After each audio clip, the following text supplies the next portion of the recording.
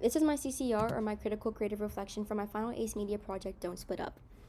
My media project, Don't Split Up, is a psychological horror film that follows a group of teenagers in some weird abandoned area, and their fear and decision making lead to an unsettling and ambiguous outcome. So I'll be focusing on and answering four important questions. The first question being, how does your product use or challenge conventions, and how does it represent social groups or issues?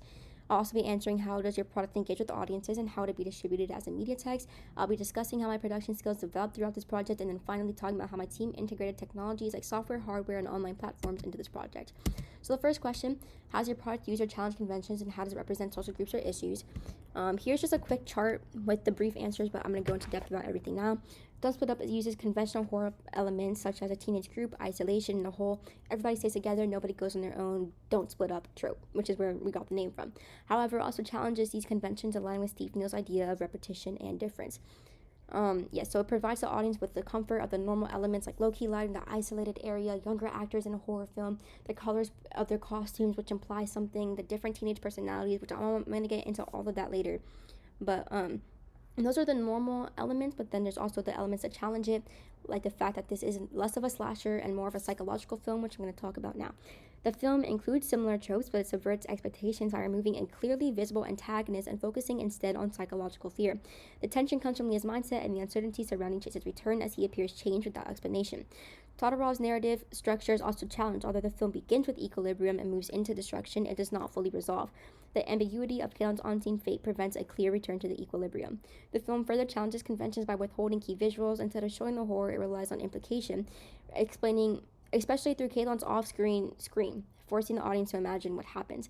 Mise-en-saw elements such as low-key lighting, shadow, and performance reinforces the psychological tone, while the representation of teenagers highlights how fear spreads within a group. Through Stuart Hall, audiences may interpret if Leah's fear is justified or exaggerated. So like I said, there's no clear antagonist shown. This is showing the psychological internal aspect of everything. Leah's kind of like holding her head. Nobody really knows what's happening, but there's just something going on that's scaring her.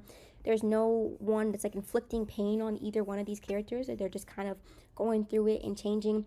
We don't know what happened to Chase, but when he comes back, he's like acting strange, but nobody did anything to him from what we saw, at least.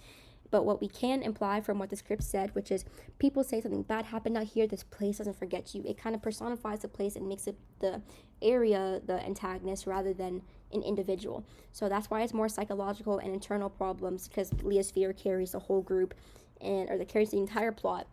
And there's also like an ambiguous resolution. Nobody knows what happens at the end. It's just kind of a scream. It cuts to black, but it leaves room open for interpretation and for the audience to form their own opinions.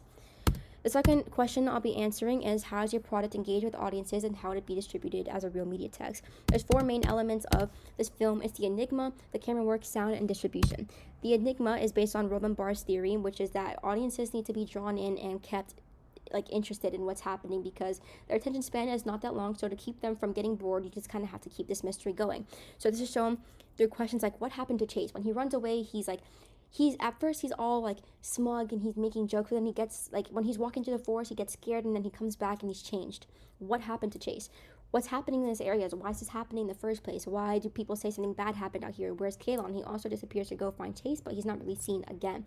But there's a scream heard, which could be implied that it's Kalon's scream, but nobody knows who's actually screaming in the end. So whose scream is that? What's going to happen to Leah? Her whole rule is don't split up, don't be on your own. Then she is on her own, and you kind of see her going through it and scared, and nobody knows what's going to happen. Is Chase going to hurt her? Is she also going to get changed? Is Kaylin going to get changed? And who's the person seen in the background? Right here, you can kind of see someone like walking in the background. That was intentional. It's just kind of what's happening in this area. The camera work is also just as important. We use close-up shots to show emotion and intensity, like in this shot showing my eye right here. This shows fear, confusion, hesitance. Leah doesn't really want to go into this area, and that shot of her eye kind of conveys that all. POV shots, like when the characters are walking through the forest, that aligns with their mindsets, and it can kind of make the audience be put in the character's shoes, so they can kind of feel what the characters are feeling, what's happening. They're probably scared. The slow panning builds tension. Why is the camera turning so slow? What's on the other side of that camera? Is there going to be a jump scare? I'm scared. Like building anticipation.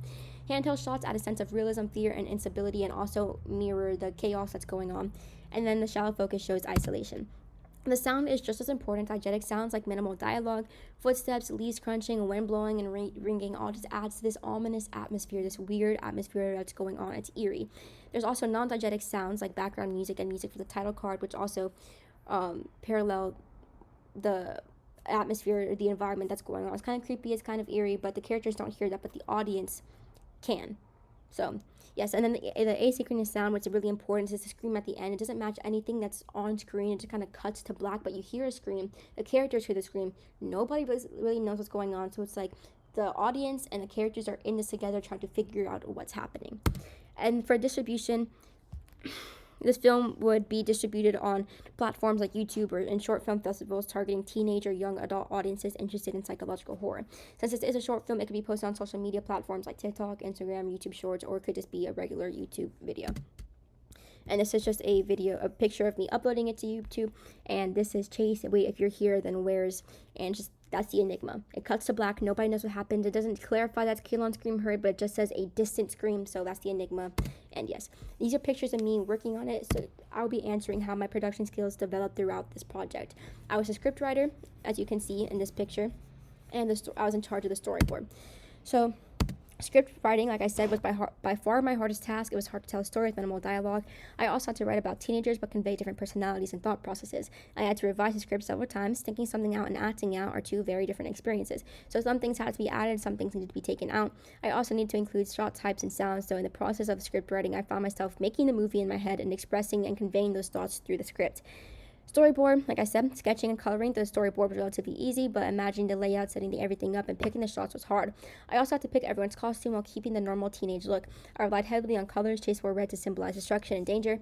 Kaylin wore gray to show neutrality or being easily influenced. This is important because gray isn't danger. It's kind of like a tainted white, so his innocence is being tainted, but it's also recklessness. He's being reckless because he doesn't know what to do. He's just kind of doing what everyone else is doing. At first he stays with Leah, then Chase leaves, so then he leaves. So it just kind of, he's a pillar of how teenagers are easily influenced. And then Leah wore white to show innocence and isolation. Once we went location scouting, the script was done and everything else was done. It was simple. I'm not the best artist, so showing my perspective of things was complicated at first and took me 3 tries. But I'm proud of how it turned out. This is, I think, the first storyboard I worked on. This was the second one, and then this is like me, the final one that I did. So this is a video of how my team had to work together collaboratively. Like I said, I had to revise the script multiple times. So this is just a demonstration of how when we were filming, I had to add in a part and I had to clarify to the cinematographer because I had changed it. So I was just expressing a new idea and just telling one of the actors what he has to do or say in this moment. So right here, we're just kind of filming it. This is one of the shots. We're going through it. And then this is where I tell the cinematographer what he has to do. A second and you pan. And then you start laughing. And you slowly pan back to Chase. It is going to be dark. I slowly pan back to Chase. And then when you lift your hand, Chase goes, oh, you're messing around. Wait, what is that? And you run. Yeah. Okay. So then we just kind of redo it. We get the shot right, and it just kind of shows how we all progressed collaboratively. We worked as a team. Although we had our individual roles, we all helped each other out, and that's shown here. When after we're done filming, I had to continue to revise the script because Chase wanted to add voiceovers, which that helped the script a lot. It helped the storyline a lot. He was telling me to someone saying, is it really him? I didn't know if it was Chase. I think we ended up taking that one out, but that's just another example of how things changed, that we need to find him, and then me just letting them know that I updated the script. And then finally, how did we integrate technology, software, hardware, and online platforms into this project? We did not have a high budget, so in order to take pictures of the process and to film everything, we just used a regular iPhone. We found a camera app called Blackmagic Cam, and we tried to connect our phone to a drone to film the title card, but through an app called DJI Fly, but because of the area, it was on an authorization lock, and we couldn't. But yes, we literally just used a phone to film the entire thing. The Blackmagic Cam made it more a better quality. When it came to the actual filming process, the cinematographer Adam switched between using a tripod for certain scenes for a more subtle and steady look and just utilizing handheld shots. As the chaos goes on and the conditions worsen in the film, the shots get shakier and mirror the perspective and mindsets of the characters. This kind of follows Todorov's theory of the equilibrium, which is the tripod, and then the disruption, which is in the chaos, which is the handheld shots. And finally, our editor Chase edited his video on a MacBook on a website known as DaVinci 2.0. Through there, he found the audios that are used in our video. He was able to cut the videos, add the voiceovers, put in the sound effects. So everything was just done on our phones, really. And just in conclusion, overall, Don't Split Up demonstrates how psychological horror can be created through ambiguity, sound, and perspective. By challenging traditional conventions and focusing on what is unseen, the film creates a more engaging and unsettling experience.